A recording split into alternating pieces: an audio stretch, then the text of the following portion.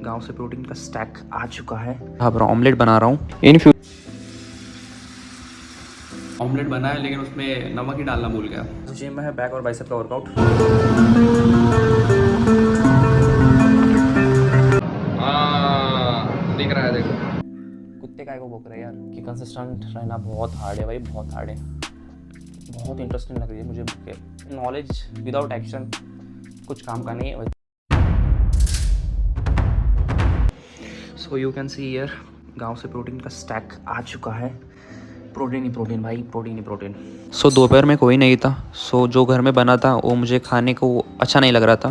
That's why मैं यहाँ पर ऑमलेट बना रहा हूँ। इन फ्यूचर मुझे बैठ के खिलाने वाली मिलेगी या नहीं मिलेगी मुझे पता नहीं, बट बैठ के खाने वाली को मैं खिलाने वाला ज़रूर मिलूँगा, ये गारंटी।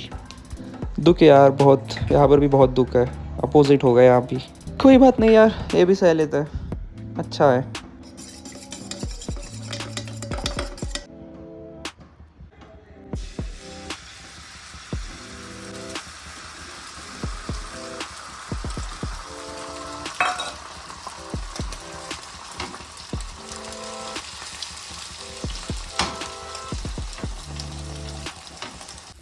इसको पलटना ही सबसे बड़ा task.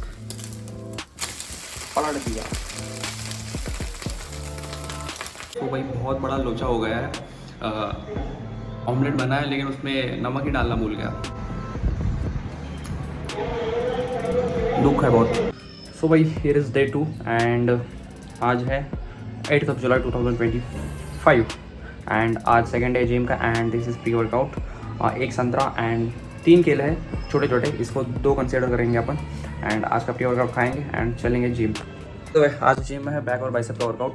Sorry, only back and shrugs. एक शोल्डर का जो एक्सरसाइज होता है मैं उसको ऐड करता हूँ बैक में। तो श्रग्स एंड बैक पूरा फाड़ देना आज बैक को। Let's go. सो दोपहर में लंच करने के बाद अभी बारी थी प्री वर्कआउट की। प्री वर्कआउट में मैं आजकल फल खा रहा हूँ, बस फल एंड क्रिएटिन इतना ही लेता हूँ। देन उसके बाद फल खाकर शाम को जिम करने के बाद अपना डिनर करता हूँ। दैट्स इट, यही इतना ही है।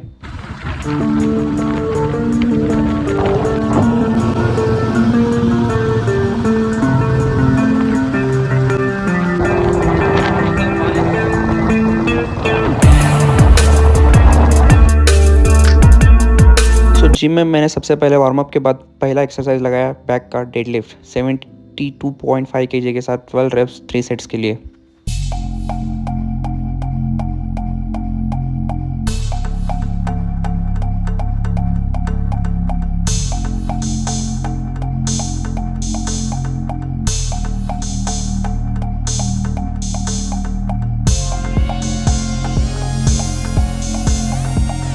Then second exercise is bent or rows for backs 42.5 kg से 15 reps 3 सेट्स के लिए।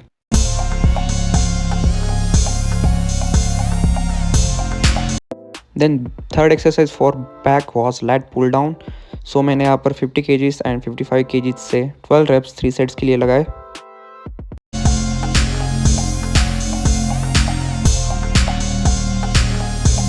And at the last exercise for back close grip horizontal pull 90 kg से 15 रेपिटेशंस के लिए 3 सेट्स लगाए।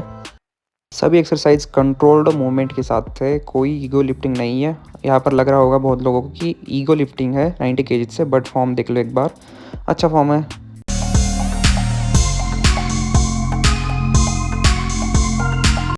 And at the last today's last exercise was shrugs 50 kg से 15 repetitions 3 sets. Last exercise back के दिन बहुत हेवी वर्कआउट होता है यार, मतलब बैक एक बहुत बड़ा मसल होता है एंड उसके साथ शोल्डर भी लगाए तो बहुत एनर्जी वेस्ट होती है एंड करते टाइम बहुत एनर्जी लो फील होता है। If we want to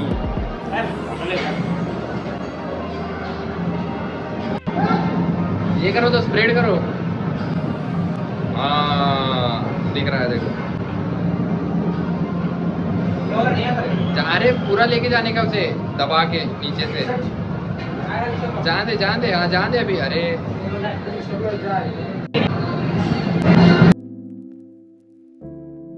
so gym के बाद डिनर करने के बाद मैं सबसे पहले बैठ गया अपना प्रोग्रेस रिपोर्ट लिखने। मतलब जिम में मैंने आज क्या क्या किया वो मैं ट्रैक करता हूँ। नेक्स्ट टाइम जो गलतियाँ आज हुई उसको नेक्स्ट टाइम सुधारने की कोशिश करता हूँ। बस 5 मिनट लगता है बस 5 मिनट, बट किसी को ये करना नहीं है, but trust me most effective. तो हाँ भाई, अभी जस्ट मैंने नोट्स बनाए, मतलब जिम का नोट्स, बस 5 मिनट लगते हैं इसके लिए, बट कोई इसको टाइम देना नहीं चाहता, सबको बोरिंग लगता है। जैसे कि हम टेस्ट पेपर प्रैक्टिस करते हैं, जब एग्ज़ाम होता है तब प्रैक्टिस करते हैं, तब प्रैक्टिस करते टाइम जब प्रैक्टिस पेपर दे के घर वापस आते हैं तो हम चेक करते हैं कि क्या गलती हमसे हुई, क्या गलती नहीं होनी चाहिए थी। कुत्ते काय को भौंक रहे यार। जो गलती हुई उस पर हम एनालाइज करते हैं, नेक्स्ट टाइम वो गलतियाँ नहीं हो ऐसा हम सोचते हैं, मतलब उसके ऊपर प्रिपरेशन करते हैं। वैसे ही जिम का भी होता है भाई, कि आज लेट सपोज आज 10 kg डंबल से आज मैं डंबल कर लगा रहा हूँ, तो मुझे आज 10 गए, तो मेक श्योर कि नेक्स्ट टाइम 10 भी जाए, एंड एक एक्स्ट्रा जाए तो बहुत अच्छा होगा, उससे कम ना जाए। क्यों कम जा रहा है, गलतियाँ ट्रैक करना, मतलब कम क्यों जा रहा है, ज़्यादा क्यों जा रहा है, कैसे ज़्यादा जा सकता है, कैसे फॉर्म सही हो सकती है, आज लिखना है इस फॉर्म वगैरह में, वो तो नहीं लिखता, बट मेरे माइंड में होता है कि आज ये फॉर्म से अच्छा एक्सरसाइज हुआ है, इससे कम हुआ, इससे इफेक्टिव है, ये अपने मसल ग्रोथ में हेल्प कर रहा है, इफेक्टिव है, ऐसा सब लिखना होता है, तभी अच्छी ग्रोथ दिखती है। दिखाऊंगा मैं अभी जस्ट स्टार्ट किया है। वन मोर थिंग मैंने रियलाइज़ की कि कंसिस्टेंट रहना बहुत हार्ड है भाई, बहुत हार्ड है। आई थिंक मेरे लिए तो सबसे हार्ड चीज़ लाइफ में वही है, कंसिस्टेंसी, डिसिप्लिन, वही एक चीज़ है। अगर वो ना होता तो आज मैं इलॉन मस्क के साथ बैठा होता, सच में, सीरियसली। बहुत सब कुछ है यार, सब कुछ प्लानिंग है, परफेक्ट प्लानिंग है, डिसिप्लिन भी कभी कभी मेंटेन कर लेता हूँ, बट कंसिस्टेंटली डिसिप्लिन मेंटेन नहीं कर पाता हूँ। वही डिसिप्लिन, कंसिस्टेंसी एक ही वर्ड है आई थिंक, ऐसा मुझे लगता है। बट फैन ऑफ करके बैठा हूँ मैं, यहाँ पर गर्मी हो रही है, बट स्टिल स्टार्ट करते हैं। तो मैंने आज क्या किया, यहाँ पर लिखा है मैंने, स्क्रीन पर एक पेज आएगा। सो सबसे पहले मैंने बैक का वर्कआउट किया, आज बैक का वर्कआउट था। बैक के वर्कआउट में मैंने डेडलिफ्ट लगाए, first of all deadlift, warm up set लगाया मैंने 42 kg से वार्म अप सेट लगाया। देन उसके बाद वार्म अप सेट एक लगाया, 10 to 15 repetition, near about 15 repetition मैंने उसमें निकाले। देन उसके बाद वार्म अप के सेट के बाद जो एक्चुअल सेट होता है, 3 सेट करता हूँ मैं हर एक एक्सरसाइज के। सो उसमें 72 kg से 13 रिपीटेशन 3 सेट्स, 72 kg से 13 रिपीटेशन 3 सेट्स। देन उसके बाद बेंट ओवर लगाया मैंने, बेंट ओवर में मैंने 3 सेट्स लगाए, 52 kg से 3 सेट्स लगाए, 3 सेट 15 रिपीटेशन के 3 सेट लगाए मैंने। देन उसके बाद आता है लैट पुल डाउन में पहले 50 kg से मैंने एक सेट लगाया, 13 रिपीटेशन का एक सेट था। देन उसके बाद 55 kg से मैंने 2 सेट लगाया, 10 रिपीटेशन के 2 सेट। देन उसके बाद तो लास्ट एक्सरसाइज बैक का था, तो लास्ट एक्सरसाइज बैक में क्लोज ग्रिप हॉरिजॉन्टल पुल वो लगाया हमने, 3 सेट्स, वेट था 90 kg, 3 सेट्स परफॉर्म किए उसमें, and 15 repetitions, 3 sets for 90 kg, ख़त्म। 4 बैक के वर्कआउट ख़त्म किए। देन उसके बाद लास्ट वर्कआउट था श्रग्स, जो शोल्डर का वर्कआउट होता है। शोल्डर के दिन मेरे को टाइम कम मिलता है, दैट्स वाई मैं इसको बैक के दिन करता हूँ। ये वाला जो ऊपर का मसल होता है ना, दिख रहा है क्या, ये वाला ऊपर का जो मसल होता है ना, इसको बैक के दिन ट्रेन करता हूँ। इस मसल के लिए श्रग्स लगाए, श्रग्स थे 50 kg, मतलब इस हाथ में 25 kg का डंबल, इस हाथ में 25 kg का डंबल, तो 15 रिपीटेशन 3 सेट्स, दैट्स इट। मुझे बताना थोड़ा, मतलब जिम के वर्ड्स वगैरह कुछ अलग वगैरह होते हैं, सो बताने में थोड़ा प्रॉब्लम हो रहा था। इधर लिखा है मैंने, देख लो, दैट्स इट। सो भाई at the end of the day मैं बुक रीडिंग करने बैठ गया। दिल तो मान गया था, बट दिमाग नहीं मान रहा था। दिमाग बोल रहा था कि सो जा, नींद आ रही है, अभी खाना खाया है। बट एट द एंड मैंने उसको समझा के थोड़ा बैठ गया मैं पढ़ने।